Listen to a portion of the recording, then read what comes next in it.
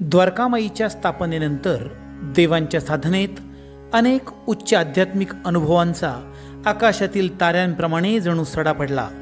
त्यांच्या साधनेला एक विशिष्ट दिशा प्राप्त झाली. त्यांच्या साधनेतील नवीनता त्यांना नवीनतेचा शोध घ्यायला प्रवृत्त करत होती. शोधाचेच एक आवाहन मिळत होते आणि देवांच्या द्वारकामाईत एका अनामिक चैतन्याचा एक मुक्त आविष्कार निर्माण होत होता. या आध्यात्मिक भरभराटीबरोबरच त्यांच्या सहवासातील व्यक्तींमध्ये विधात्यांनी भर टाकली आणि देवांच्या जीवनात जीवाला जीव देणारी जीवाभावाची माणसं आली. आपला दैनंदिन कर्मयोग साधता साधता गावातील उच्च पदस्थ अधिकाऱ्यांच्या सहवासात देवा आले आणि अगदी योगायोगाने त्यांची ओळख विदर्भातून अगस्तीपुरीत नोकरीनिमित्त आलेल्या एका वैद्यकीय अधिकाऱ्याशी झाली. ते डॉक्टर आबासाहेब. समान आवडीनिवडी आणि अध्यात्म या द्विकलमी सूत्राने ते देवांच्या जवळ आले. देवांच्या द्वारकामाईनं चुंबकीय शक्तीप्रमाणे आबासाहेबांना स्वतःकडे खेचून घेतलं. आबासाहेबांचे आणि देवांचे स्नेहबंध जुळले आणि त्यांचे एकमेकांच्या घरी जाणं येणं सुरू झालं. देवांच्या असामान्य व्यक्तिमत्वाचा परिचय त्यांना आला. देवा ही अध्यात्म क्षेत्रातील असामान्य विभूती आहे हे त्यांनी मनोमन जाणलं. त्यांची देवांच्या चरणी दृढ भक्ती निर्माण झाली. देवांसोबतच्या आध्यात्मिक चर्चेतून त्यांना साधनेचे कितीतरी पैलू समजले. मात्र देवांच्या साधनेचा ठाव घेणं अशक्य आहे हेही त्यांना कळालं. देवांच्या समवेत काही वेळा संत महात्म्यांच्या भेटीला जाण्याचा योग आबासाहेबांना आला. अशाच एका फकीराच्या भेटीत त्यांनी देवांच्या उच्च साधनेचा प्रत्यय जाणला. अगस्तीपुरी जवळील एका गावात राहणाऱ्या एका फकीराकडे देवांसोबत ते गेले. हा फकीर बऱ्याच अंशी साधनेच्या उच्च पायरीवर पोहोचला होता, पण त्याची बुद्धी स्थिर नव्हती. कोणी त्याचा मान न राखल्यास त्याला फार संताप यायचा. देवा त्याच्याकडे गेले, पण त्यांनी त्याच्या पायावर डोकं नाही ठेवलं. साधा नमस्कारही नाही केला. आपली कृपा व्हावी हे म्हणणं तर दूर. देवा दूरच राहिले. त्या फकीराला हे अपमानास्पद वाटलं. तो रागावला. त्याने देवांची योग्यता न जाणता त्यांच्यावर मंत्र फेकला. आपण देवांना जागच्या जागी जखडून टाकू, ते आपल्याला शरण येतील असा त्यांचा समज होता. झालं मात्र निराळं. देवांनी त्याचा अंतस्थ हेतू जाणला. ते शांतपणे आपल्या जवळची शाल डोक्यावर घेऊन बसले. मुखातून सद्गुरू चिंतन आणि श्रीराम स्तुती सुरू होती. बराच वेळ होताच फकीराला जाणवलं आपल्या मंत्राचा देवांवर काहीच परिणाम होत नाही. त्याला देवाची योग्यता समजली. त्यानेच देवाला प्रश्न केला, शरीरात काही बदल जाणवतात का? देव म्हणाले, हो, मी विलक्षण आत्मशांती अनुभवतो आहे. देवांच्या या उत्तराने फकीर अवाक झाला. त्याने शाल श्रीफळ देऊन देवांना सन्मानित केलं. त्यांची पाठ थोपटली आणि उलट पक्षी देवांचेच पाय धरले. देवा उद्गरले, हे महात्मन, मंत्रविद्या ही मोठ्या परिश्रमाने ईश्वरी प्रसादाने मिळते. या विद्येचा वापर आपण दुसऱ्याला पीडा देण्याकरता केला तर आपणच आपल्या नाशाची तयारी करत आहोत असं नाही का होणार? देवांच्या या प्रश्नावर फकीर निरुत्तर झाला. स्वधर्मातील अपप्रवृत्तींना देवाने कधी स्थान दिलं नाही. अशा ईश्वरीय विद्या प्राणीमात्रांचं दुःख कमी करण्यासाठी देवाने दिलेल्या असतात. परोपकारासारखं या जगात पुण्य नाही आणि परपीडेसारखं या जगात पाप नाही. देवांच्या या वाक्याने फकीराच्या पायाखालची वाळू सरकली. देवांच्या बोलण्याला उधाण आलं होतं. जणू सद्गुरू बाबा महाराज आपल्या धर्माच्या उन्नतीसाठी देवांच्या मुखातून बोलत होते. देवांचा वेश आबासाहेब पाहत राहिले. ते म्हणाले, देवा म्हणाले, हे सत्पुरुषा, तुमच्या पदरी पूर्व पुण्याई अपार आहे. तुमचं वास्तव्य ईश्वराच्या जवळ आहे, म्हणून आजचा हा प्रसंग देवानेच घडून आणला. अहो, माझ्या जागी दुसरा कुणी असता तर तुम्ही त्याला यमसदनी धाडलं असतं. मी तुमच्या मंत्रास्त्रापासून वाचलो ते माझ्या सद्गुरूंमुळे. अहो, नमस्कार, मान अपमान काय घेऊन बसलात? 2 हात नमस्कारासाठी जोडले गेले की हजारो हात आशीर्वादासाठी पुढे येतात. अचानक देवांचा स्वर कातर झाला. जणू नवनाथांची वज्रवाणी संत तुकोबांची अभंगवाणी बनली. देवा म्हणाले, जे का रंजले गांजले त्यासी म्हणे जो आपुले. देवांच्या अभंगावर आत्तापर्यंत संयमित असलेला फकीर अश्रुपूर्ण नयनांनी देवांच्या चरणावर कोसळला.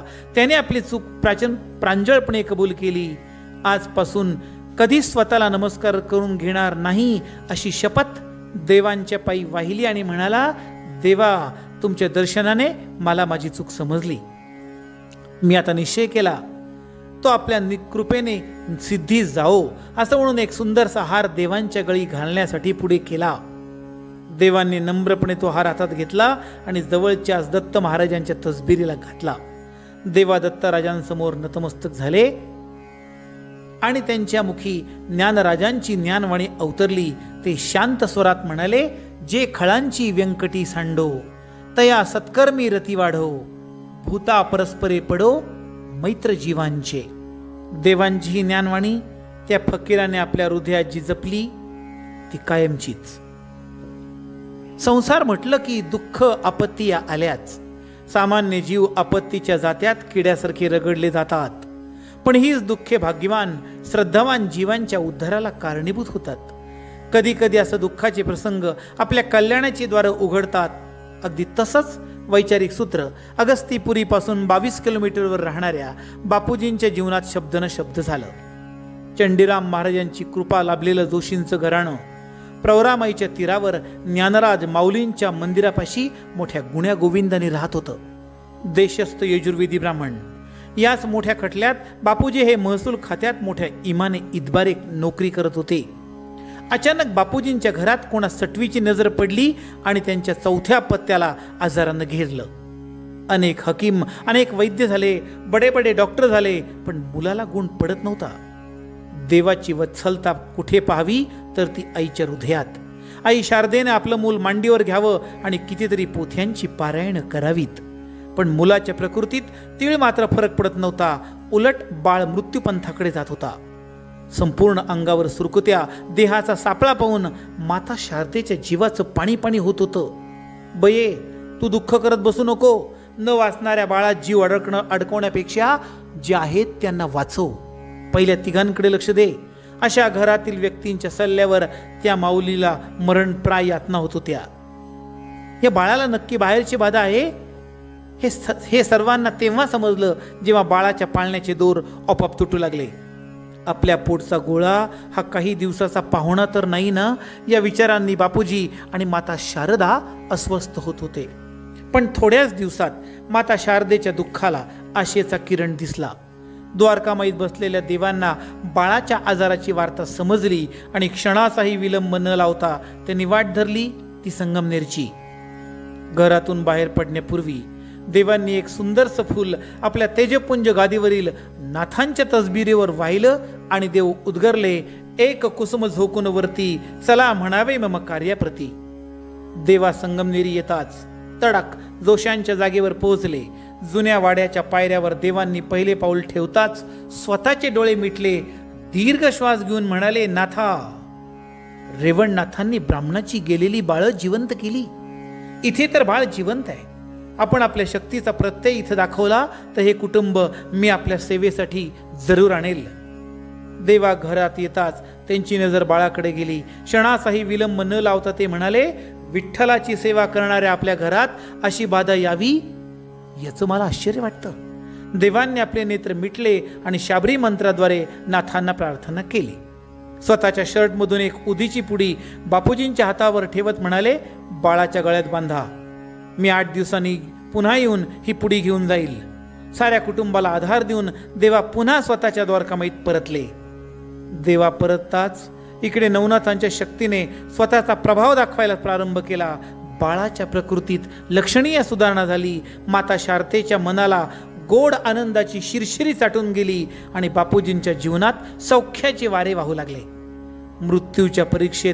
मृत्यूच्या प्रतीक्षेत सदैव पडून राहणारा बाळ दुडूदुडू रांगू लागला आणि ज्या महात्म्याने या बाळाला वाचवलं त्याच्याच गावाला तू जाऊन राहा असं पिता विठ्ठल सांगू लागला. काळाचा प्रवाह अचूकपणे वाहत असतो. दैवी शक्तीकडून मानवी जीवनाची चक्रे रेखाटली जातात. पण या चक्रांची लिपी सामान्यांना नाही समजत. ईश्वर मोठा चतुर आहे. तो मोठ्या हुशारीने ईश्वरीय कामासाठी काही माणसं निवडतो अशाच दैवी कार्यासाठी बापूजी आणि शारदा माता निवडले जाणार होते. म्हणूनच की काय हे कुटुंब येऊन स्थिरावलं देवांच्या द्वारकामाईजवळ. पितृआज्ञाप्रमाण म्हणून बापूजी देवांच्या देवभूमीत स्थिरावले. गावाच्या बाहेर असणारा शनिवार वाडा बापूजींनी वास्तव्यासाठी निवडला. मात्र बाबा महाराजांच्या पट्ट शिष्याला अर्थात देवांना तो भविष्यातील योजनांसाठी खूप आवडला. रोज प्रातर्विधीसाठी या वाड्याच्या गावात येणाऱ्यांची पावलं दुरून फिरकली. मात्र दीपू, योगी, गणू आणि मंगूची छोटी पावलं सद्गुरूंच्या सेवेसाठी थिरकली.